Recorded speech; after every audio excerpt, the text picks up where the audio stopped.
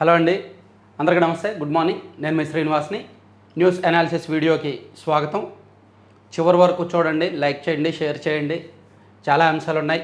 ఇదిగోండి, Iran America మధ్య యుద్ధం ఎక్కువ దాటి పెరిగింది. సో నిన్న పట్టపగలే అమెరికా ఇరాన్ మీద క్షిపణులు, డ్రోన్లు, యుద్ధ విమానాలతో విరుచుకుపడింది. ఇరాన్పై విరుచుకుపడ్డ అమెరికా 7 సైనికులు మృతి, 260 మందికి గాయాలు. హార్మూజ్లో అగ్రరాజ్య దిగ్బంధం షురు, చర్చలకు రాకపోతే వందలను కూల్చేస్తామన్న ట్రంప్.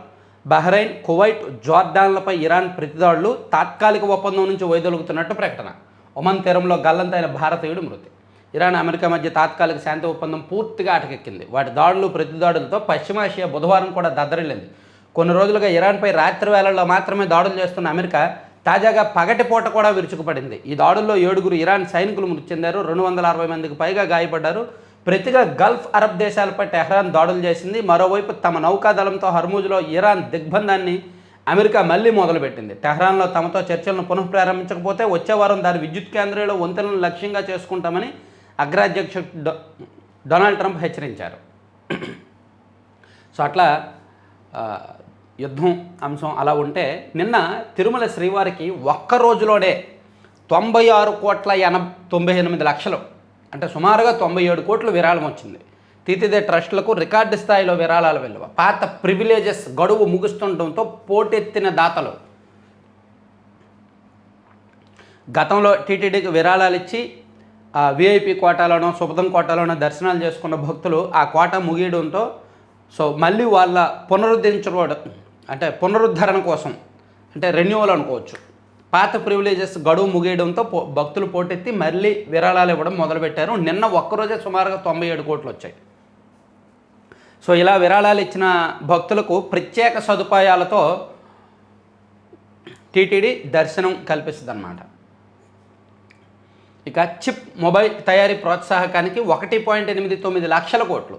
ఇందులో సెమీకాన్ 20కు 1.27 లక్షల కోట్లు. మొబైల్ ఫోన్ పథకంతో 60,000 ఉద్యోగాలు. దేశంలో 8-9 గ్యాస్ ఆధారిత యూరియా ప్లాంట్లు. కేంద్ర మంత్రిమండలి అనుమతులు.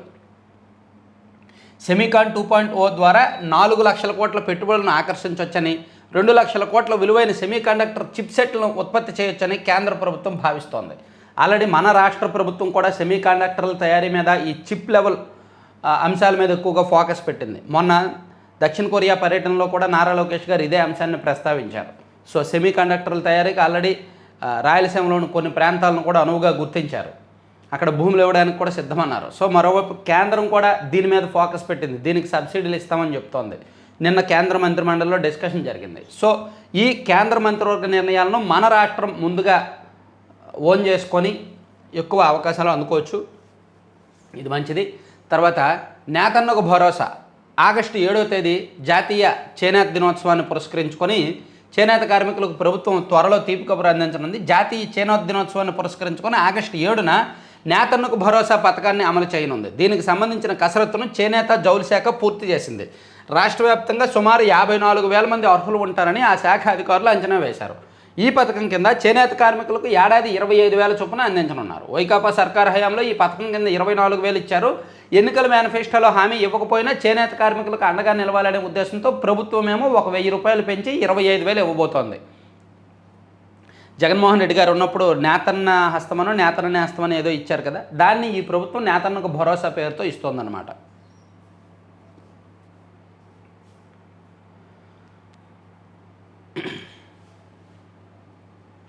ఇక 3 ఏళ్లలో 36 ప్రాజెక్టులు పూర్తి చేసి జాతికి అంకితం చేస్తాం.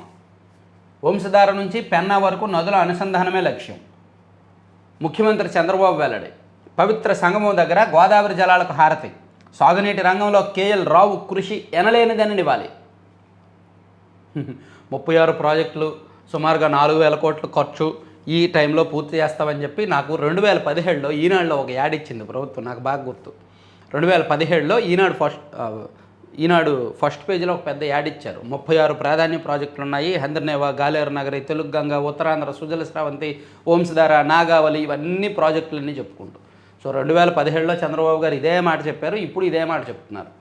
అప్పుడు కూడా వెలుగొండను వచ్చే ఏడాది ఖరీఫ్కి పూర్తి చేసేస్తాం, 2018 నాటికి పూర్తి చేస్తాం, 2019లోగా నీళ్ళు ఇస్తాం, నీళ్ళు ఇచ్చే ఎన్నికలకు వెళ్తామని చెప్పేవాళ్ళు. ఇప్పుడు కూడా అంతే. వెలుగొండ ఫస్ట్ ఏమో వర్షాకాలం జూన్ కల్లా పూర్తి చేస్తామన్నారు, ఇప్పుడేమో సెప్టెంబర్ అంటున్నారు. అలాగే పోలవరం సాగునీటి ప్రాజెక్టులు అనేది నిరంతర ప్రక్రియ. ఎందుకంటే నిజంగా సాగునీటి ప్రాజెక్టులు పూర్తయితే రైతులకు ఈ పథకాలు ఇవ్వాల్సిన అంశమే ఉండదు. మీకు గుర్తుందా, ఈ పట్టిసీమ ప్రాజెక్టు ద్వారా సుమారుగా ప్రభుత్వం 1600 కోట్లు ఖర్చు పెట్టి ఆ పట్టిసీమ ప్రాజెక్టు ద్వారా నీళ్ళు ఇస్తుందేమో, కానీ రైతులు సుమారుగా 10,000 కోట్ల సంపద సృష్టించారు ఈ 12 సంవత్సరాల్లో పట్టిసీమ ప్రాజెక్టు ద్వారా. అంటే సాగునీరు అందితే, రైతులకు సకాలంలో సాగునీరు ఇవ్వగలిగితే రైతులు పంటలు పండిస్తారు, ఉత్పత్తి పెరుగుద్ది, రైతుల ఆదాయము మెరుగుపడుతుంది, ప్రభుత్వ ఆదాయము మెరుగుపడుతుంది, రాష్ట్రము సస్యశ్యామలంగా ఉంటుంది. సో సాగునీటి ప్రాజెక్టులు పూర్తయితే అంత మంచిదే. కాకపోతే దానికి అనేక అడ్డంకులు ఉంటాయి. నిధుల సమస్య ఉంటుంది, అనుమతులు ఉంటాయి, భూసేకరణ ఉంటుంది, పునరావాసం ఉంటుంది, అన్ని విభాగాలు కలిసి పనిచేయాల్సి ఉంటుంది. అందుకే సాధారణంగా సాగునీటి ప్రాజెక్టులు కొన్ని దశాబ్దాల తరబడి, కొన్ని సంవత్సరాల తరబడి కొనసాగుతూనే ఉంటాయి. 20 ఏళ్ళు, 25 ఏళ్ళు, 30 ఏళ్ళు అయినా పూర్తి కాని ప్రాజెక్టులు. ఇప్పుడు గుండ్లకమ్మ ఉంది, ఎప్పుడో 2005, 2006లో ప్రారంభమైంది. ఇప్పటికీ కూడా చివరి 5% వర్క్స్ ఆగిపోయాయి. ఈవెన్ ఇప్పటికీ కూడా కొంతమంది భూములు ఇవ్వలేదు, కోర్టులో పిటిషన్ వేశారు, కాలువ 90% తవ్వి చివరి వరకు వెళ్ళలేదు. ఈవెన్ వెలుగొండ అదే పరిస్థితి, పోలవరం అదే పరిస్థితి. అందుకే చెప్తారు, సో 3 ఏళ్లలో 36 ప్రాజెక్టులు పూర్తి చేస్తామని చెప్తారు, కానీ ప్రాక్టికల్గా అది అయ్యేది కాదని నా ఉద్దేశం. కానీ ప్రయత్నం చేస్తున్నారు కాబట్టి అది సంతోషం. రాజశేఖర రెడ్డి గారు అధికారంలో ఉన్నప్పుడు సాగునీటి ప్రాజెక్టుల మీద జలయజ్ఞం చేశారు, బయటకు జలయజ్ఞం, బ్యాక్ ఎండ్లో ధనయజ్ఞం చేశారు. సో ఇప్పుడు ఈ ప్రభుత్వం కూడా ఒక రకంగా సాగునీటి ప్రాజెక్టులకు ప్రాధాన్యత ఇస్తోంది.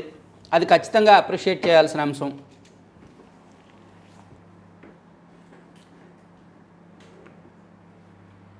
ఇంకా కృష్ణమ్మ నీలం రంగు, గోదావరి అరుణవర్ణం అనుసంధానమై బంగారు వర్ణంలోకి మారి బంగారం పండిస్తున్నాయి.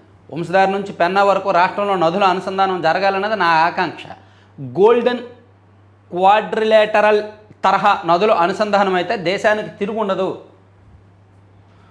సముద్రంలోకి వెళ్ళే నీటిని సాగు, తాగు, పారిశ్రామిక అవసరాలకు ఉపయోగిస్తే పెద్ద ఎత్తున సంపద సృష్టి జరుగుతుంది. అది చంద్రబాబు గారు నిన్న చెప్పారు. ఇక ముద్రగడ పద్మనాభం గారి అంత్యక్రియలు పూర్తయ్యాయండి. అయితే దురదృష్టవశాత్తు ఆయన మరణాన్ని వైసీపీ రాజకీయం కోసం వాడుకుంది. ఐఎమ్ రిపీటింగ్ మై వర్డ్స్, 100% నిజం. ఆయన మరణాన్ని వైసీపీ రాజకీయ ప్రయోజనాల కోసం వాడుకుంది. ఆయన ఏమీ కరుడుగట్టిన వైసీపీ వాది కాదు. ఆయన ఎక్కువ కాలం పనిచేసింది తెలుగుదేశం పార్టీలో, ఆ తర్వాత కాంగ్రెస్లో కొన్నాళ్ళు పనిచేశారు. ఆయనకు ప్రాధాన్యత ఇచ్చింది, గుర్తింపునిచ్చింది టీడీపీ అండ్ కాంగ్రెస్లు మాత్రమే. అండ్ తన సామాజిక వర్గం బాగు కోసం కొంత పనిచేశారు. కాకపోతే దురదృష్టవశాత్తు ఆయన మరణించే సమయానికి వైసీపీలో ఉన్నారు కాబట్టి, జగన్ గారి కోసం పనిచేశారు కాబట్టి ఆ పార్టీ ఆయన క్రెడిట్ను ఓన్ చేసుకొని ఆయన మరణాన్ని రాజకీయంగా వాడుకొని పాపం కుమార్తెకు కూడా కడచూపు లేకుండా చేయాలని చూశారు. కనీసం కుమార్తె వచ్చి నివాళులు అర్పించాలన్నా చేయకుండా చూశారు. అండ్ ప్రభుత్వ లాంఛనాలతో అంత్యక్రియలు చేస్తామంటే వద్దు అని అడ్డుకున్నారు. సో ఆయన మరణాన్ని పూర్తిగా రాజకీయం చేసిందనమాట వైసీపీ. ఇక ముంబై ఆసుపత్రి నుంచి పవన్ కళ్యాణ్ గారు డిశ్చార్జ్ అయ్యారు. నిన్న హైదరాబాద్లో నివాసానికి చేరుకున్నారు. 3 వారాల పాటు ఆయన బెడ్ రెస్ట్లోనే ఉండాలి. ఆ తర్వాత నెమ్మదిగా ఫిజియోథెరపీ స్టార్ట్ చేస్తారనమాట. ఎక్కడైతే శస్త్రచికిత్స జరిగిందో భుజం కండరాలకు కాబట్టి అది అంత ఈజీ కాదు, కోలుకోవడం, తేరుకోవడం బాగా టైం పడుతుంది. ఫిజియోథెరపీ బాగా అవసరం. సో అది వైద్యులు చెప్పారు. ఇక దాల్మియా సిమెంట్స్ పరిశ్రమ 2వ యూనిట్కి మంత్రి నారా లోకేష్ గారు నిన్న శంకుస్థాపన చేశారు. కడప జిల్లాలో దేశానికి వస్తున్న పెట్టుబడుల్లో 25% మనకే, ఇతర రాష్ట్రాల వినతులను కాదని పారిశ్రామికవేత్తలు ఏపీని ఎంచుకుంటున్నారు. దాల్మియా పరిశ్రమ 2వ యూనిట్ శంకుస్థాపనలో మంత్రి లోకేష్, జగన్మోహన్ రెడ్డి గారి సిబిఐ స్కామ్ గుర్తుంది కదా 2011-12, అందులో దాల్మియా సిమెంట్స్ కూడా one of the key role play చేసింది. ఈ పేరుతో కూడా దోచుకున్నారు. సో ఇప్పుడు కూటమి ప్రభుత్వం ఆ కంపెనీ విస్తరణకు వెళ్ళారనమాట. ప్రభుత్వ నిర్ణయాల్లో వేగం, విధానాల్లో స్థిరత్వం, పాలనలో సేవాభావాన్ని పెట్టుబడిదారులు కోరుకుంటున్నారు. సీఎం చంద్రబాబు దూరదృష్టితో ఈ 3 సూత్రాల ఆధారంగా రాష్ట్రంలో పెట్టుబడులకు అనుకూల వ్యవస్థను నిర్మించారు. అందుకే పలువురు పారిశ్రామికవేత్తలు తమ పెట్టుబడులను విస్తరిస్తున్నారు. కొత్తవారు రాష్ట్రాన్ని గమ్యస్థానంగా ఎంచుకుంటున్నారని లోకేష్ గారు ఈ సందర్భంగా చెప్పారు. ఇక జగన్మోహన్ రెడ్డి గారు నిన్న భీమవరం వెళ్ళారు. ఆక్వా రైతులతో బహిరంగ సభలో మాట్లాడారు. సో సంక్షోభంలో ఆక్వా రంగం ఉత్పత్తి వ్యయం కిలోకి 275, వచ్చేది మాత్రం 230. ఆక్వా రైతులతో ముఖాముఖిలో మాజీ సీఎం జగన్. సో అయితే వైసీపీ ఇక్కడ కూడా రైతుల పరామర్శకు వెళ్ళి రైతుల కోసం మీటింగ్కి వెళ్ళి రప్పారప్ప ఫ్లెక్సీలు, రాజారెడ్డి రాజ్యాంగం ఫ్లెక్సీలు చూపించారు. అసలు ప్రేమతో జనాలను గెలుచుకోండి అయ్యా, పగతో గెలుచుకోవడం ఏంటి, భయపెట్టి గెలుచుకోవడం ఏంటి? వైసీపీ వాళ్ళకి ఆ కామన్ సెన్స్, ఆ ఇంగిత జ్ఞానం ఎందుకు ఉండట్లేదో అర్థం కావట్లా. చూడండి రప్పారప్ప ఫ్లెక్సీలు నిన్న కూడా ఇదిగో ఆక్వా సభ అరాచక ప్రదర్శన. ఇదిగోండి జగన్ పర్యటనలో రాజారెడ్డి రాజ్యాంగం అంటూ వైసీపీ క్యాడర్ ప్రదర్శించిన ప్లకార్డు. ఆర్ఆర్ఆర్ రాజారెడ్డి రాజ్యాంగం అంట. ఇలా పెట్టి ఏమి ఇవ్వాలనుకుంటున్నారు వీళ్ళు? రైతు సమస్యలు వినిపించాల్సిన చోట రప్పారప్ప అంటూ అరుపులు కేకలు, రాజారెడ్డి రాజ్యాంగం అంటూ ప్లకార్డులతో విపరీత పోకళ్ళు, జగన్ సభ వద్దకు వస్తుండగా వీరంగం, సైలెన్సర్లు తీసిన బైకులతో ఫీట్లు, ట్రాఫిక్ స్తంభన అడ్డుకున్న స్థానికులు, సభలోనూ అతి పడబోయిన జగన్. భీమవరం సభలో రైతులతో మాటల్లో అంతా ఊకదంపుడే. సో ఇది రైతుల పరామర్శకు వెళ్ళి వాళ్ళ బల ప్రదర్శన చేశారు, బరి తెగింపు చేశారు. సో అసలు ఉద్దేశమేమో ఆక్వా రైతులకు పరామర్శ, రైతులతో ముఖాముఖి. కానీ వాళ్ళు చేసిందేమో జగన్మోహన్ రెడ్డి గారి జనం షో. జనాల్ని చుట్టుపక్కల జిల్లాల నుంచి రప్పించారు, చుట్టుపక్కల నియోజకవర్గాల నుంచి జనాల్ని భారీగా తరలించారు. ఒక్కొక్క నియోజకవర్గం నుంచి 200 కార్లు, 200 బైకులతో ర్యాలీలుగా వెళ్ళారు చుట్టుపక్కల నియోజకవర్గాల వాళ్ళు. టార్గెట్లు ఇచ్చారు, మీ నియోజకవర్గం నుంచి 2000 మంది రావాలి, మీ నియోజకవర్గం నుంచి 5000 మంది రావాలని టార్గెట్లు ఇచ్చారు. అలా జనాలను తీసుకువెళ్ళారు. ఆక్వా రైతులు అయినప్పుడు ఆక్వా రైతులు కదా వెళ్ళాలి, ఆక్వాకి సంబంధం లేని వాళ్ళని ఎందుకు తీసుకువెళ్తున్నారు? అది కదా వైసీపీ విధాన లోపం, అది కదా వైసీపీతో సమస్య, అది కదా జనాలకు వైసీపీలో నచ్చంది. అయినా సరే అర్థం కాకుండా ఈ రప్పారప్పాలేంటి, ఈ బెదిరింపులేంటి? సో ఆక్వాపై అవాకులు, రాయితీ ఇవ్వకుండా నా ట్రాన్స్ఫార్మర్ల ధరలు పెంచింది జగన్, ఆదుకోవడం లేదంటూ కూటమిపై విమర్శలు, యూనిట్ ₹1.50కే విద్యుత్ ఇస్తున్నా ఇవ్వడం లేదంటూ వేదిక నుంచి అవాకులు, జగన్ హయాంలో ఆక్వా వృష్టి విద్యార్థులకు నరకం, ఆ నెపం కూటమిపై వేసిన వైసీపీ అధినేత, ఆత్మస్తుతి పరనిందల సాగిన ప్రసంగం అని వేశారు. సో ఆక్వా సందర్భంగా జగన్మోహన్ రెడ్డి గారి మీటింగు, అలాగే చంద్రబాబు నాయుడు గారు నిన్న పవిత్ర సంఘం దగ్గర పూజలు చేసి హారతి ఇచ్చారు కదా, అది జగన్ రైతు ద్రోహి, సీఎంగా ఉన్న 5 ఏళ్ళు ప్రాజెక్టులు గాలికి అని చంద్రబాబు గారు మాట్లాడిన అంశాలు కూడా ఆంధ్రజ్యోతిలో హైలైట్ చేశారు. అలాగే సెమీ కండక్టర్ అంశం ఇందాక స్టార్టింగ్లో చెప్పుకున్నాం కదా, అది కూడా ఆంధ్రజ్యోతిలో హైలైట్ చేశారు. అలాగే ముద్రగడ పద్మనాభం అంత్యక్రియలు, తుది వీడ్కోలు, ఇరాన్పై భీకర దాడుల అంశాలు హైలైట్ చేశారు.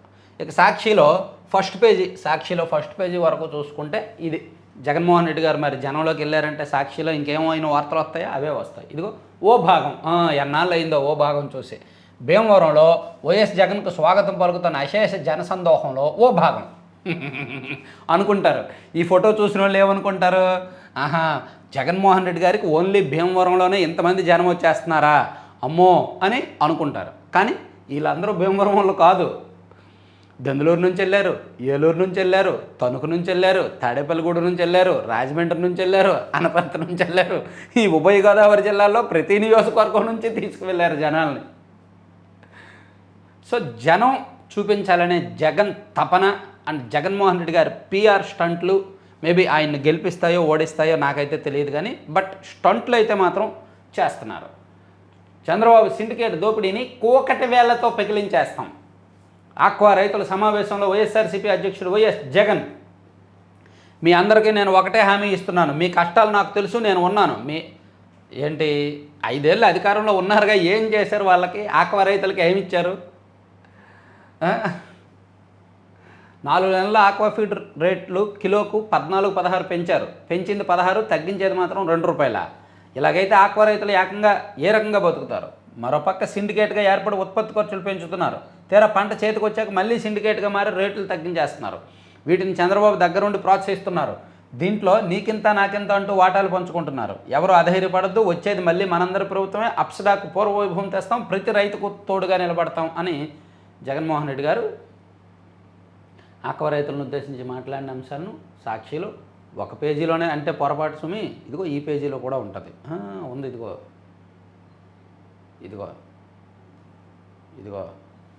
ఇక్కడతో ఆగదు సుమి, ఇంకో పేజీలో కూడా ఉంటుంది. ఇదిగో ఇది కాకినాడ ముద్రగడ పద్మనాభం గారిని ఇవ్వాలి. ఇంకా లోపల పేజీల్లో కూడా ఉంటాయి. ఒక పేజీతో ఆపేస్తే ఎలా యజమాని గురించి, పాపం సొంత పత్రిక లేదా సరే, ఇవి పక్కన పెడితే సమన్వయ లోపాలను సరిదిద్దాలి. ఎన్డీఏ సమన్వయ కమిటీ సమావేశంలో నిర్ణయాలు. పాల్గొన్న తెదేపా, జనసేన, భాజపా నాయకులు.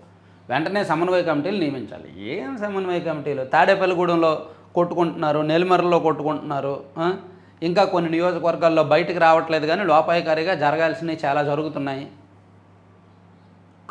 కీలక పరిణామాలు అంశాలపై అధికార కూటమిలోని పార్టీల మధ్య కొన్ని సందర్భాల్లో సమాచార లోపం ఉంటుందని, సమన్వయం లోపిస్తోందని, దీన్ని వెంటనే సరిదిద్దాలని 3 పార్టీల నాయకులు నిర్ణయించారు.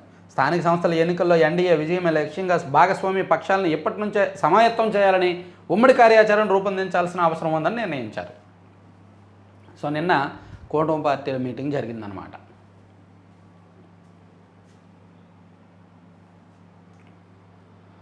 సో ఇది ఈనాడు ఫస్ట్ పేజీ అంశాలు. లోపల పేజీలకు వెళ్తే ముందు చూపు తప్పనిసరి, కళ్ళద్దాలు కొనేటప్పుడు జాగ్రత్తలు పాటించాల్సిందే. సో ఈనాడులో మన లైఫ్ స్టైల్కి సంబంధించి రెగ్యులర్గా మనకు అవసరాలకు సంబంధించి ఈ మంచి మంచి వార్తలు ప్రతిరోజు వేస్తున్నారు. దీనిలో కళ్ళద్దాలు కొన్నప్పుడు ఎటువంటి జాగ్రత్తలు తీసుకోవాలి అనేది, ఎవరికి ఏం సెట్ అవుతాయి అనేది ఒక మంచి స్టోరీ ఇచ్చారు. కరువు కాలంలోనూ పట్టిసీమ ద్వారా నీళ్ళు ఇస్తున్నారు. ఏపీ ప్రభుత్వానికి కేటీఆర్ ప్రశంస. చూసుకోండి, జగన్మోహన్ రెడ్డి గారు ఫోన్ చేసి తిడతారేమో, ఏంది కేటీఆర్ అట్ట మాట్లాడావో అని. ఇక వివాహేతర బంధానికి అడ్డొస్తున్నాడని భర్త బైక్ పైన నిందితులతో కలిపి భార్య పరారు. భర్తను వేసేసి మల్లప్పకొండ నుంచి నిందితులతో కలిపి వెళ్ళిపోతుందమ్మా. పేరు హాసిని అంట. హాసిని, బొమ్మరిల్లు సినిమా హీరోయిన్ పేరు. ఇక పేదరికం లేని సమాజం కోసం రోడ్ మ్యాప్, సమ్మిళిత పట్టణాభివృద్ధిపై యుఎన్ హ్యాబిటేట్తో ఒప్పందం వేళ సీఎం చంద్రబాబు. ఓకే. శ్రీ పద్మావతి తిరువాభరణాల పెట్టెకు భద్రత కరువు. ఉద్యానవనానికి నేరుగా తీసుకువెళ్లిన స్వీపర్. నిఘా వైఫల్యంపై రహస్య విచారణ.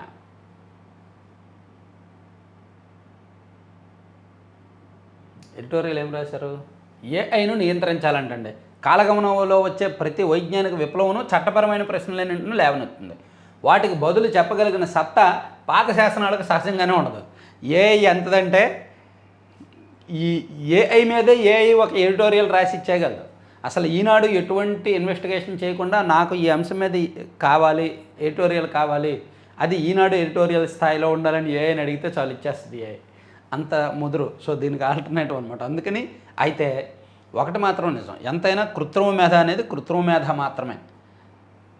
మనుషుల్లో ఉన్న ఎమోషన్స్, మేధో సంపత్తి దానిలో ఉండదు. భావోద్వేగాలు ఉండవు, అండ్ మంచి చెడు ఉండవు. తప్పులు వస్తాయి. చాట్ జీపీటీకి మనం ప్రాంప్ట్ ఇస్తే మనం ఒకటి అడిగితే అదొకటి వస్తుంది, తప్పులు వస్తాయి. దాన్ని క్రాస్ చెక్ చేసుకోవాలి. ముఖ్యంగా ఏఐ వాడుతున్న వాళ్ళు ఖచ్చితంగా క్రాస్ చెక్ చేసుకోవాలి, గుడ్డిగా నమ్మొద్దు. సో ఇక్కడ ఏఐ మీద ఇచ్చారు. ప్రపంచ ఏఐ మానవ వనరుల్లో సుమారు 16% వాటా కలిగిన భారతావనంలో ప్రస్తుతం 87% సంస్థలు ఏదో ఒక రూపంలో కృత్రిమ మేధను వాడుతున్నాయి. దేశ జీడిపిలో 17% సంపదను సమకూర్చు 2.7 కోట్ల మందికి పైగా ఉపాధి కల్పిస్తున్న తయారీ రంగంలోని కర్మాగారాలు వైఫల్యాల అంచనా, నాణ్యత నిర్ధారణ, సరఫరా గొలుసుల స్థిరీకరణ కోసం ఏఐను వేగంగా అందిపుచ్చుకుంటున్నాయంట. ఇక ఇరాన్ యుద్ధం చైనాకు లాభం, మనకు నష్టం చైనాకు లాభమా? ఇది ఎడిటోరియల్ ఇచ్చారు. తర్వాత జగన్నాథుడు ఎప్పుడు నా తోడు, రాష్ట్రపతి ద్రౌపది ముర్ము గారు ఎడిటోరియల్ రాశారు పూరి జగన్నాథుడి రథయాత్ర సందర్భంగా. ఇక శ్రీవారి దర్శనం వసతిగతులకు తితిదే అధికారిక వెబ్సైట్ని వినియోగించాలి. అదనపు ఏవో వెంకయ్య చౌదరి. సో ఇప్పటివరకు ఎవరైనా లైక్ చేయకపోతే ప్లీజ్ లైక్ చేయండి వీడియోని. కింద లైక్ బటన్ ఉంటుంది. అలాగే సబ్స్క్రైబ్ చేసుకోని వాళ్ళు కూడా చూడండి, సబ్స్క్రైబ్ చేసుకోండి. కొత్త వాళ్ళ చేత సబ్స్క్రైబ్ చేయించండి. వీడియో లింక్ మీ మిత్రులందరికీ పంపించండి, లేదా మీ స్టేటస్లో పెట్టండి. వాట్సాప్ స్టేటస్లో పెట్టి ఈ ఛానల్ సబ్స్క్రైబ్ చేసుకోండి, ఈ ఛానల్లో ఈ కంటెంట్ ఉంటుందని చెప్పండి. ఇక ముద్రగడ అంత్యక్రియలు పూర్తి. ఆయన కోరిక మేరకు ఇంటి ఆవరణలోనే ఖననం. ప్రభుత్వం తరపున నివాళులు అర్పించిన మంత్రులు కందుల దుర్గేష్ అండ్ వాసంశెట్టి సుభాష్, పద్మనాభం పాడిమోసిన మాజీ సీఎం జగన్. ఎంబీబీఎస్ సీట్లు 375 పెంచారంట మన రాష్ట్రంలో. తెలంగాణలో 700 సీట్లు పెంచారు, మన రాష్ట్రంలో 375 పెంచారు. పారాహుషార్, పర్యావరణ నిద్రలేం. ప్రపంచవ్యాప్తంగా పర్యావరణ సంబంధిత కారణాలతో నిద్రలేం సమస్య తీవ్రంగా ఉన్న దేశాల్లో భారత్ కూడా ఒకటిగా మారిందంట. ఇక చదువుతారా ఆనంద విజ్ఞాన శాస్త్రం, ఆర్టిఫిషియల్ ఇంటెలిజెన్స్, మిషన్ లెర్నింగ్ కోర్సుల కాలంలో ఆనందానికి ఓ కోర్సు పెడితే ఎలా ఉంటుంది, ఎంతమంది చేరుతారు, ఈ ప్రశ్నలకు బేసిక్గా ఉంటుందని ఆనందం చెబుతోంది ఢిల్లీ విశ్వవిద్యాలయం. 2 ఏళ్ల క్రితం ఈ వర్సిటీలో ప్రవేశపెట్టిన ఆనంద విజ్ఞాన శాస్త్రం కోర్సు మంచి డిమాండ్లో ఉంది. ఇక ఓటీటీ కంటెంట్పై సెన్సార్ కత్తెర. సత్లుజ్ చిత్రంపై రేగిన వివాద నేపథ్యం ఓటీటీ వేదికగా వచ్చే సినిమాలు ఇతర కంటెంట్ను విడుదల చేయడానికి ఇకపై సెన్సార్ బోర్డు ధృవీకరణ తప్పనిసరి చేయాలనే యోచనలో కేంద్ర ప్రభుత్వం ఉందంటండి. ఓకే. ఎంపీలు పార్లమెంటుకు స్మార్ట్ పరికరాలతో రావద్దు. ఈ నెల 20 నుంచి ఆగస్టు 13వ తేదీ వరకు జరగబోతున్న పార్లమెంటు వర్షాకాల సమావేశాలకు స్మార్ట్ పరికరాలతో రావద్దంట. ఇక సిబిఎస్ఈ డిజిటల్ మార్కులపై సుప్రీం ఆందోళన. డీలిమిటేషన్కు పవార్ పార్టీ మద్దతు. ఎన్సీపీ మద్దతు ఇచ్చిందంటండి డీలిమిటేషన్కు. ఇక భాజపా అంతు చూసేదాకా బతికే ఉంటా మమత. ఇంకా నయం, నేను చనిపోయినా నా ఆత్మ వచ్చి భాజపా అంతు చూస్తుందనలా. ఈసారి సార్తో ప్రజాస్వామ్యం నాశనం. ఖురేషి. ఆక్రమిత కశ్మీర్లో లాంగ్ మార్చ్ ప్రారంభం. పాక్ దళాలతో ఘర్షణలో 12 మంది మృతి. అయోధ్య హుండీ చోరీపై 2 రోజుల్లో సిట్ తుది నివేదిక అంటండి. పరువు నష్టం కేసులో రాహుల్కు ఊరట, మరో కేసులో నోటీసు. సరే, ఇవన్నీ నేషనల్ అంశాలు పక్కన పెట్టి ఇంకా లోపలికి వెళ్తే, Seediri direction utter flop. Fit for remand అని కారాగారానికి తరలించిన కొద్ది గంటల్లోనే చేయి నొప్పి, తలనొప్పి, కడుపు నొప్పి. పాప మా కొడుకుని జైలుకు వెళ్లకుండా చూడడానికి, రిమాండ్కి వెళ్లకుండా చూడడానికి ఆ తండ్రి పడిన ప్రయాస అంతా ఇంత కాదు. సీదిరి అప్పలరాజు కడుపు నొప్పని, తలనొప్పని, చేయి నొప్పని రకరకాలుగా జీజీహెచ్కి వెళ్ళి వైద్య పరీక్షలు చేశారంట. వైద్యం పేరుతో క్యారేజీలతో బయట నుంచి భోజనం తీసుకొచ్చారంట. ఆరోపణలు వెల్లువెత్తుండడంతో ఆరోగ్యం బాగుందంటూ డిశ్చార్జ్. సిగ్గు వదిలేశారు. సిగ్గు, లజ్జ అన్నీ వదిలేస్తే ఇలాగే ఉంటుంది. అక్కడ జనం ఆలోచించాలి, ఇటువంటి వాడిని మనం గెలిపించి మంత్రం చేశామని. ఇక ఫోక్సో చట్టాన్ని నిర్లక్ష్యం చేయొద్దు. కొడుకుని తప్పించాలనుకోవడం ఒకటో తప్పు. సరే, కొడుకు తప్పు చేశాడు, అరే నాన్న నువ్వు చట్టం ముందు లొంగిపో, ఒక 3 నెలల్లో బెయిల్ వస్తుంది, ఆ తర్వాత బహిరంగంగా క్షమాపణ చెప్పి ఆ కుటుంబాన్ని ఆదుకుందాం. ఇక్కడ సీదిరి అప్పలరాజు గారు చేసిన తప్పు ఏంటంటే, మనిషి అయితే ఎవరు ఇలా చేయరు. అంటే ఇలా అంటున్నాను ఏమనుకోవద్దు, ఆయనకి నాకు పర్సనల్గా ఏం లేదు. పెద్దరికంగా ఒక మంత్రి స్థాయిలో పనిచేశారు, డబ్బులు సంపాదించారు కాబట్టి చనిపోయిన బాధిత కుటుంబం దగ్గరికి తన కొడుకుని తీసుకువెళ్ళి, అమ్మ అనుకోకుండా తప్పు జరిగింది, సో మీ కుటుంబాన్ని నేను బాధ్యత తీసుకుంటా, మీ కుటుంబంలో ఎవరైనా చదువుకోవాల్సి ఉంటే నేను చదివిస్తా, నాది బాధ్యత, నా కొడుకు మీ ఇంటి పెద్ద కొడుకుగా ఉంటాడు, బాధ్యత తీసుకుంటాడు అని చెప్పే ఇంగిత జ్ఞానం లేదండి. మనిషే కదండి. ఎవడైనా డబ్బులు లేనోడైనా సరే ప్రమాదం చేస్తే వెళ్ళిపోతారు, ఇంటికి వెళ్ళి సరెండర్ అయిపోతారు. అమ్మ నా వలన తప్పు జరిగింది, క్షమించండి, నేను చూసుకుంటా మీ కుటుంబాన్ని అంటారు. కానీ ఇంత డబ్బు ఉండి, ఇంత హోదా ఉండి కేసు నుంచి తప్పించాలని చూస్తారా? ఇప్పుడు జైలుకి వెళ్లకుండా తప్పించాలని చూస్తారా? ఎవరండి? ఎలాగండి మనుషులు? ఇలాంటి వాళ్ళ మధ్య మనం ఎలా ఉంటామండి? ఆ కాన్షియన్సీ ప్రజలు ఆలోచించాలి. ఫోక్సో చట్టాన్ని నిర్లక్ష్యం చేయొద్దు. తెలంగాణలో షాబాద్ ఉదంతమే గుణపాఠం. ప్రాథమిక దర్యాప్తు పూర్తి చేయకముందే ఎఫ్ఐఆర్ నమోదు చేయాలి. ప్రభుత్వ ప్రధాన కార్యదర్శికి ఉప ముఖ్యమంత్రి పవన్ కళ్యాణ్ లేఖ. ఫోక్సో చట్టం నిందితుడు అరెస్ట్ అయి బెయిల్ మీద బయట వచ్చి ఇంత అరాచకం చేశాడు. సో అటువంటి వాళ్ళకు బెయిల్ కూడా రాకూడదు అని, బెయిల్ రాకుండా జాగ్రత్తలు పడాలి అని పవన్ కళ్యాణ్ గారు లేఖ రాశారు. ఇక ఇదేం తీరు జగన్, వీరికి ఎవరు న్యాయం చేస్తారు? చూడండి, దానయ్య తల్లి, భార్య, కుమారులు, ఈ పిల్లలకి ఎవరండి చూసుకునేది? సీదిరి అప్పలరాజు గారు సమాధానం చెప్పండి. వీళ్ళని ఎవరు చూసుకుంటారు? చనిపోయిన వెంటనే, ప్రమాదం జరిగిన వెంటనే మీ కొడుకుని తీసుకొని మీరు వీళ్ళ ఇంటికి వెళ్ళొచ్చుగా. నా కొడుకు తప్పు చేశాడు, చట్ట ప్రకారం తప్పు చేశాడు, నేను దానికి బాధ్యత తీసుకుంటా, ఈ కుటుంబాన్ని నేను పోషించుకుంటా, ఈ పిల్లల పేరిట ఇంత ఫిక్స్డ్ డిపాజిట్ చేస్తా, వీళ్ళని నేను చదివిస్తా అని చెప్తే పెద్దలకు నిలబడేదిగా. అచ్చా, అసలు ఇంకా నాకు మాటలు సరిగ్గా రావు. ఇక దాల్మియా వాటాల విక్రయ సొమ్ము జగన్ ఖాతాకే. తెలంగాణ హైకోర్టు నియమించిన తుది నివేదిక. పోలీసుల వేధింపులతోనే సీఎం చంద్రబాబుకు లేఖ రాసి బలవన్మరణానికి పాల్పడిన వ్యక్తి పల్నాడు జిల్లాలో ఘటన. గేటుకు తాళం వేసి అడ్డుకున్నారు. మేడికొండూరు పోలీస్ స్టేషన్లో ఘటనపై డీజీపీకి ప్రధాన సమాచార కమిషనర్ లేఖ. ఇవన్నీ ఈనాడు అంశాలు పక్కన పెడితే సాక్షిలో ఫస్ట్ పేజీ ఇది వచ్చింది. తర్వాత ముద్రగడ పద్మనాభం గారు అంత్యక్రియలు ఇచ్చారు.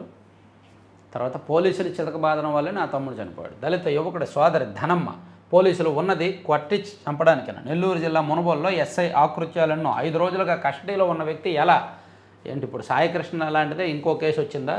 దళిత యువకుడు అంట, శవ పంచనామా చేయకుండా ఎలా తరలించారో ఆసుపత్రికి చేసి సంతకాలు చేయాలంటూ కుటుంబ సభ్యులకు ఫోన్లు. ఓ రైతును స్టేషన్లో చావబాతూ టీడీపీ నేతలకు లైవ్ వీడియో పంపింది కూడా ఇదే ఎస్ఐ అంట. అమ్మో, పోలీసులా రాక్షసులా? ఏంటండి ఇలా చేస్తున్నారు? పోలీసుల్లో కొంతమంది ఇంత దారుణానికి ఒడిగొడుతున్నారు చూడండి. సాయి కృష్ణ కేసు ఒకటి, ఈ కేసు ఒకటి. చంద్రబాబు కర్కశ పాలనలో ఖాకీలు కాలాంతకల్లా మారుతున్నారు. ప్రాణాలు కాపాడాల్సిన పోలీస్ స్టేషన్లో బడుగు జీవులు బలికోరే వదిశాలలు అవుతున్నాయి. ఇటీవల విజయవాడ నగరంలో పోలీసుల అధికార మదానికి బలైన కాపు యువకుడు సాయికృష్ణ, దళిత యువకుడు క్రాంతికుమార్ మరణాలను మర్చిపోకముందే పొట్టి శ్రీరాముడు నెల్లూరు జిల్లా మునుగోలు ఎస్ఐ దాష్టీకానికి మరో దళిత యువకుడు ఏడుకొండలు, పల్నాడు జిల్లా పిడుగురాల సీఏ వేధింపులకు మైనారిటీ ఉద్యోగి దరియా హుసేన్ అసువులు బాశారని కుటుంబ సభ్యులు కన్నీరు మున్నీరు అవుతున్నారు. అమ్మో, చాలా దారుణంగా ఉంది పరిస్థితి. మర్చిపోయా, ఇక ఫిఫా వరల్డ్ కప్లో అర్జెంటీనా ఫైనల్కు వెళ్ళింది. సో నిన్న సెమీఫైనల్ చాలా ఇంట్రెస్ట్గా జరిగింది. సో చివరికి 2-1 గోల్స్ తేడాతో అర్జెంటీనా గెలిచింది. సో ఫైనల్ ఆదివారం జరగబోతోంది. స్పెయిన్ అర్జెంటీనా మధ్య ఫైనల్ జరగబోతోంది. మొత్తం ఈ పేజీ అంతా అదే, ఏమున్నాయి ఈ పేజీ కూడా అదే. నేడు వైఎస్ఆర్సీపీ పార్లమెంటరీ పార్టీ సమావేశం. ఈరోజు గురువారంగా జగన్మోహన్ రెడ్డి గారు వెళ్ళిపోవాలే బెంగళూరు, ఈ పార్టీ వెళ్ళలేదా? ఓకే, అయితే ఈ మీటింగ్ అయిపోయాక వెళ్తారు. ఈ మీటింగ్ అయిపోయిన వెంటనే ఆయన గన్నవరం ఎయిర్పోర్ట్కి వెళ్ళిపోతారు చూడండి.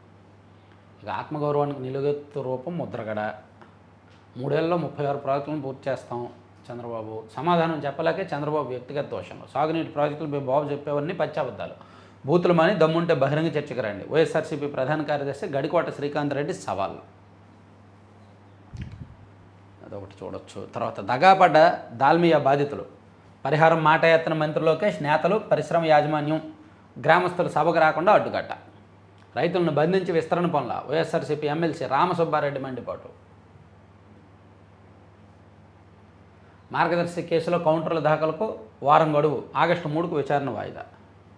సో ఇవి సాక్షి అయిపోయింది. ఆంధ్రజ్యోతిలో ఇంకా వేరే వార్తలు చూసుకుంటే శ్రీవారికి విరాళాలు, బంగాళాఖాతంలో అల్పీడనం, తర్వాత ముద్రగడకు తిరిగిపెట్టుకోలు, ఇరాన్పై భీకర దాడులు, ఇక ఇసుక వంతు జగన్ జమానాలో ఇసుక దందాపై ఈడీ కన్ను, ఎన్జీటీ సుప్రీంకోర్టులో ఫిర్యాదు చేసిన గుంటూరు వాసికి పిలుపు, 8 గంటల పాటు విచారణ, 10,000 కోట్ల దోపిడీ జరిగిందన్న నాగేంద్ర, కాంట్రాక్ట్ ఏజెన్సీలకు త్వరలో నోటీసులు, అధికారులకు పిలుపు. దందాలో ఎవరి పాత్ర అంటే ఇప్పుడు లిక్కర్ స్కామ్ ఫైనల్ వరకు కంక్లూజన్ లేదు. ఎవరైతే అంతిమ లబ్ధిదారో అతన్ని ఏమీ చేయలే. ఇప్పుడు ఇసుక స్కామా 10,000 కోట్ల దోపిడీ జరిగిందని మళ్ళీ దర్యాప్తు మొదలెడతారా? ఓకే. లగ్జరీ కార్లు ఇక చీప్. బ్రిటన్ తయారీ సబ్బులు, చాక్లెట్లు, బిస్కెట్లు, సౌందర్య సాధనాలు, మాంసం, వైద్య పరికరాలు, స్కాచ్ విస్కీ మరింత చౌక. లండన్ మార్కెట్కు పోటెత్తుతున్న భారత్ దుస్తులు, ఇతర వస్తువులు. అమల్లోకి వచ్చిన స్వేచ్ఛ వాణిజ్యం. సాగు ఉత్పత్తులకు మినహాయింపు. మన దేశం నుంచి 99% వస్తువులపై సుంకాలను రద్దు చేసిన కింగ్డమ్. వాణిజ్యానికి భారీ ప్రోత్సాహం ప్రధాని మోదీ. సో మనం ఏదైతే ఇంపోర్ట్ చేసుకుంటున్నామో అవన్నీ కూడా రేట్లు తగ్గుతాయంట. ఎందుకంటే ఇరు దేశాల వాణిజ్య ఒప్పందాల్లో భాగంగా, స్వేచ్ఛ వాణిజ్య ఒప్పందాల్లో భాగంగా మన వస్తువుల మీద వాళ్ళు తగ్గించారు, వాళ్ళ వస్తువుల మీద మనం కూడా తగ్గించడం వలన జనాలకు కొంత ప్రోత్సాహం ఉంటుందని చెప్తున్నారు. ఇక న్యూజెర్సీలో వినుకొండ విద్యార్థిని దుర్మరణం. కారు అదుపు తప్పి చెట్టును ఢీకొనడంతో ప్రధానం. ఉద్యోగ ప్రయత్నాల్లో ఉండగా ఘోరం. కరెంటు వాడకంలో రికార్డు. ఈ నెల 14న 285 మిలియన్ యూనిట్ల వినియోగం. ఎండలు నిన్న మొన్న కూడా భారీగా ఎండలు ఉన్నాయి, చాలా దారుణంగా ఉన్నాయి. ఇక కనీసం అధ్యయనం చేయరా. అంబటిపై హైకోర్టు ఘాటు వ్యాఖ్య. సాయికృష్ణ కేసులో సిబిఐ దర్యాప్తునకు మరో పిలు వేయడంపై అభ్యంతరం కొట్టివేత. అసలు సాయికృష్ణ కేసు సిబిఐకి ఎందుకు ఇవ్వద్దు అని చెప్పి కూడా హైకోర్టు ప్రశ్నిస్తోంది. అండ్ వైసీపీ చేసిన డ్రామాలు కూడా హైకోర్టు ప్రశ్నిస్తోంది. ఇక మరో విషయం ఏంటంటే చంద్రబాబు గారికి ఒక ఊరట. గతంలో వైసీపీ అధికారంలో ఉన్నప్పుడు చంద్రబాబు గారి మీద అండ్ మంత్రి నారాయణ గారి మీద ఏసీబీ కోర్టు నమోదు చేసింది కదా, సిఐడి కేసు నమోదు చేసింది కదా. ఇన్నర్ రింగ్ రోడ్ అలైన్మెంట్ మార్చారు, అమరావతి భూసేకరణ అది. సో ఆ కేసును హైకోర్టు కొట్టేసింది అనమాట. సో ఇవి ఫస్ట్ పేజీ అంశాలు. సెకండ్ పేజీ అంటే ఆల్మోస్ట్ ఇవన్నీ ఇచ్చారు. విద్యార్థుల అసహనంపై సుప్రీం ఆందోళన. ఐఎస్ఎస్కు చేరుకున్న అనిల్ మెనల్. నేడు దేశవ్యాప్తంగా సామూహిక నిరాహార దీక్ష. వాంగ్చుక్కు సంఘీభావంగా సీజేపీ నేత అభిజిత్ దీప్కే పిలుపు. సరే, ఇవన్నీ పక్కన పెట్టేస్తే ఆంధ్రప్రభ ఆల్మోస్ట్ ఇప్పటి వరకు చెప్పుకున్నవే ఉన్నాయి. ఏపీ సర్కార్కు కేటీఆర్ కితాబ్ అనేది ఫస్ట్ పేజీలో హైలైట్ చేశారు ఆంధ్రప్రభలో. ఆర్థిక అభివృద్ధి కేంద్రంగా రాజధాని. 2వ విడత భూ సమీకరణ ప్రాంతాలకు రోడ్ మ్యాప్. జనజీవన్ నగరంగా integrated master plan. Green energy green building విధానంతో నిర్మాణాలు. ఓకే. సీమకు Jagan cancer. Jagan party hit and run party. Media సమావేశంలో మంత్రి లోకేష్ ఫైర్. పెట్టుబడిదారులను వైసీపీ వేధించింది. సార్ గడువు పొడిగింపు సద్వినియోగం కావాలి. ఇప్పటి వరకు 100% ఈఎఫ్ల డిజిటలైజేషన్. నెలాఖరు నుంచి క్లెయిమ్లు అభ్యంతరాల స్వీకరణ. ఓకే. మన బియ్యానికి విదేశాల్లో డిమాండ్. అందుకే కదా కాకినాడ పోర్ట్ నుంచి అక్రమంగా తరలిస్తున్నారు ఆఫ్రికాకు. విదేశాల్లో మంచి డిమాండ్ ఉంది. అందుకే రేషన్ బియ్యం మన జనం రేషన్ బియ్యాన్ని చీప్గా చూస్తున్నారు, వదిలేసుకుంటున్నారు. కేజీకి 10 రూపాయలు ఇచ్చేవయ్యా అని తీసుకుంటున్నారు. కానీ ఆఫ్రికా లాంటి దేశాలు మన బియ్యాన్ని బంగారంలో తీసుకుంటున్నాయి. మనం 10 రూపాయలకు అమ్మేసుకుంటున్న రేషన్ బియ్యాన్ని ఆఫ్రికా వాళ్ళు 73-75 రూపాయలకు కొంటున్నారు. విదేశాల్లో ఉంది. ఇక Kudankulam plant data leak. Dark వెబ్లో అణు విద్యుత్ ప్లాంట్ బ్లూ ప్రింట్. 19,000 ఫైల్స్ వెలుగులోకి. థర్డ్ పార్టీ డేటా సెంటర్ ద్వారా చోరీ. ప్రభుత్వానికి సమాచారం అందించాం రిలయన్స్ గ్రూప్ వెల్లడంట. సో ఇవండి 4 పత్రికల్లో వార్తాంశాలు. చివరి వరకు చూసిన ప్రతి ఒక్కరికి ధన్యవాదాలు. సో లైక్ చేయండి, షేర్ చేయండి, సబ్స్క్రైబ్ చేసుకోండి కొత్త వాళ్ళు. Thank you very much.